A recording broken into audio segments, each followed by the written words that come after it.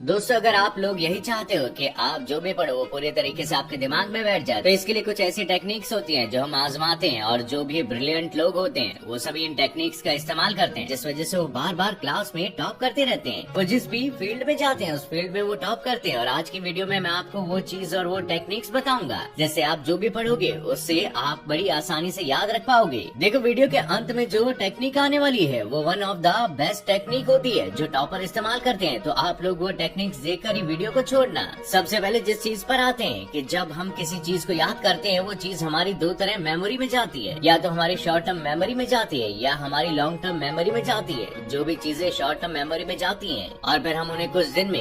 में क्या बोलूं, कुछ घंटों में उसको भूल जाते हैं, लेकिन जो चीज हमारी लॉन्ग टर्म मेमोरी में चली जाती है उसे हम हमेशा याद रखते हैं। मतलब आपने जो भी चीजें पढ़ी है, जो भी इन्फॉर्मेशन ली है, उसे आप शॉर्ट टर्म मेमोरी से लॉन्ग टर्म मेमोरी में ट्रांसफर कर लेते हैं, तो आप लोग कभी उसे नहीं भूलेंगे। तो कैसे इन्फॉर्मेशन को शॉर्ट टर्म मेमोरी से लॉन्ग टर्म मेमोरी में डालना है, इसकी बहुत ही अच्छी टेक्निक होती है। इसमें हम लोग क्या करते हैं, मान लीजिए आपने कोई भी चीज पढ़ी, आपने अभी पढ़ाई की, आपने बुक उठाई और आपने पढ़ाई की, थोड़ी देर बाद उसके बाद आपने जैसे उसको पढ़ लिया, उसके बाद में आपको उसे रिपीट करना है। कब रिपीट करना है? पढ़ाई करने के आधे घंटे बाद में आपको बुक ले लेनी है, फिर उस चीज को बिना बुक में देखे दिमाग में रिपीट करते रहना है। जहाँ जहाँ पर आप फंसोगे आप बुक में देख सकते हो, और फिर अपने दिमाग में फिर से उसी चीज को रिपीट करना है। उसके बाद क्या करना है, यही सेम टेक्निक 3 घंटे बाद अपनानी है। मतलब आपने किताब अपने पास रखनी है और 3 घंटे जैसे पढ़ाई के बीत गए आपने उसको रिपीट किया अपने माइंड में, और उसके बाद फिर से उसी चीज को 10 घंटे बाद रिपीट करना है। इसका मतलब जो आज आपने पहली बार अपने माइंड में पढ़ी, पहले 30 मिनट बाद अपने माइंड में रिपीट किया, फिर 3 घंटे बाद कुछ भी काम कर लिया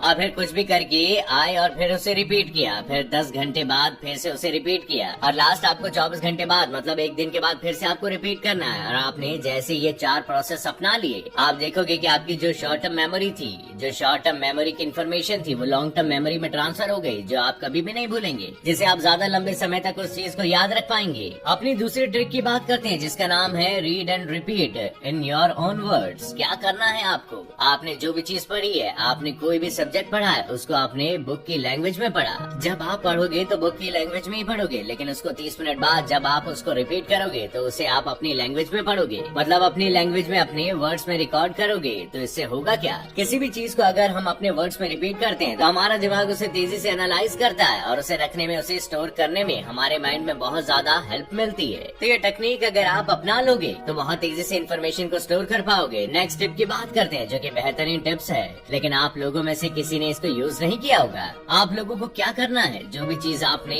पढ़ी उसको आप लोगों को रिकॉर्ड कर लेना है अपनी वॉइस में। अगर आप लोग तेजी से बोलकर किसी चीज को पढ़ोगे या उसे अपने वर्ड्स में बताओगे और उसे फोन में या किसी भी टेप रिकॉर्डर पे रिकॉर्ड कर लोगे, तो टेप रिकॉर्डर वैसे तो लोग यूज नहीं करते, तो फोन में ही अगर आप उसे रिकॉर्ड कर लोगे उस वॉइस को, और उसको आप एक दिन में 4 से 5 बार सुनोगे, जो आपने वर्ड्स में रिकॉर्ड किया है उसे एक दिन में 4 से बार सुनोगे, तो वो चीज आपके माइंड में बैठ जाएगी और आप उसे कभी नहीं भूल पाओगे, जिससे आपको एग्जामिनेशन के टाइम पर हेल्प मिलेगी उस चीज को रिकॉल करने में। उसके बाद बात करते हैं नेक्स्ट टिप की। आप लोगों को इस बात का ध्यान रखना है, जैसे कि मान लो आप लोगों को एक टॉपिक पढ़ रहे हैं, जैसे कोई एग्जाम्पल देता हूँ कि आप लोग फिजिक्स पढ़ रहे हैं, तो जब आप लोग फिजिक्स पढ़ रहे हो तो आप केवल और केवल फिजिक्स में ध्यान लगाओ। उसके बाद में अगर आप कोई भी सब्जेक्ट आपको पढ़ना है जो कि फिजिक्स से रिलेटेड नहीं है, जैसे आप लोगों को हिस्ट्री पढ़नी है, तो आप लोग फिजिक्स पढ़ रहे हो और फिजिक्स के बाद जब आपको हिस्ट्री पढ़नी है तो कम से कम 1 घंटे का गैप देना है दोनों सब्जेक्ट के बीच में, क्योंकि आप अलग अलग सब्जेक्ट को एक ही साथ पढ़ने की कोशिश करोगे तो हमारे माइंड में पूरा लेथन हो जाएगा और हम जो भी चीज पढ़ना चाहते हैं वो नहीं पढ़ पाएंगे, पूरा मैशअप हो जाएगा। तो इसलिए आप ये कोशिश करो कि जब आप एक सब्जेक्ट पढ़ रहे हो तो अगले सब्जेक्ट को पढ़ने से पहले 1 घंटे का इससे पहले ब्रेक जरूर ले लें, जिससे पहले सब्जेक्ट में जो हमने पढ़ा है वो हमारे दिमाग में बैठ जाए और उसके बाद ही हम नए टॉपिक को पढ़े, नई चीजों को समझे। उसके बाद बात करते हैं अपनी सबसे बेहतरीन टिप के बारे में, जो कि हमारी लास्ट टिप होने वाली है, लेकिन ये बहुत इंपॉर्टेंट टिप होने वाली है, क्योंकि ये टिप टॉपर अपनाते हैं। ये टिप वो लोग अपनाते हैं जिनकी बहुत मेमोरी शार्प होती है और उन्होंने अपनी मेमोरी इसी वजह से तेज की होती है, और इस तकनीक को बोलते हैं बिकम अ टीचर। जी हाँ दोस्तों, अगर आप स्टूडेंट हैं तब भी आपको टीचर बनना पड़ेगा। इससे मेरा क्या मतलब है, मान लीजिए आप किसी चीज को याद करना चाहते हैं, तो इस चीज को आपने सबसे पहले पढ़ लिया, उसके बाद फिर आपने उसको 30 मिनट बाद रिकॉल किया, 24 घंटे बाद रिकॉल किया, मतलब अपने माइंड में उसको रिपीट किया। उसके बाद नेक्स्ट डे आप लोगों को क्या करना है कि अपने किसी फ्रेंड को उस टॉपिक को आपको पढ़ाना है। आप लोग क्या कर सकते हो, अपने फ्रेंड से बोल सकते हो कि वो दूसरा टॉपिक पढ़ कर आए जो आपने ना पढ़ा हो, और आप वो टॉपिक पढ़ा सकते हो जो आपके फ्रेंड ने ना पढ़ा हो, और आप दोनों लोग एक दूसरे को एज अ टीचर एक दूसरे दूसरे को सब्जेक्ट के बारे में, टॉपिक के बारे में समझाओ, क्योंकि जब हम एज अ टीचर किसी को कुछ समझाते हैं तब उसके लिए हमारे दिमाग को बहुत तेज काम करना होता है, क्योंकि हम एज अ टीचर वर्क कर रहे होते हैं। तो जब हम उस चीज को किसी को समझाएंगे तो हमारा दिमाग बहुत तेज काम करेगा। जैसे जो भी हम चीज किसी को समझाएंगे वो हमारे दिमाग में बैठ जाएगी। उससे दूसरा फायदा क्या होगा कि आपका जो फ्रेंड होगा उसके दिमाग में भी 50% चीजें बैठ जाएंगी, जिससे वो घर पर जाकर दोबारा जब उस चीज को पढ़ेगा तो वो पूरी तरह से उसके दिमाग में बैठ जाएगी। ऐसे ही आपको करना है। अगले दिन दोनों लोगों ने एक दूसरे को पढ़ाया, ऐसे वो चीज आप लोग समझोगे, एक दूसरे को पूरी तरह से आपके दिमाग में ही बैठ जाएगी और कभी भी नहीं भूलोगे।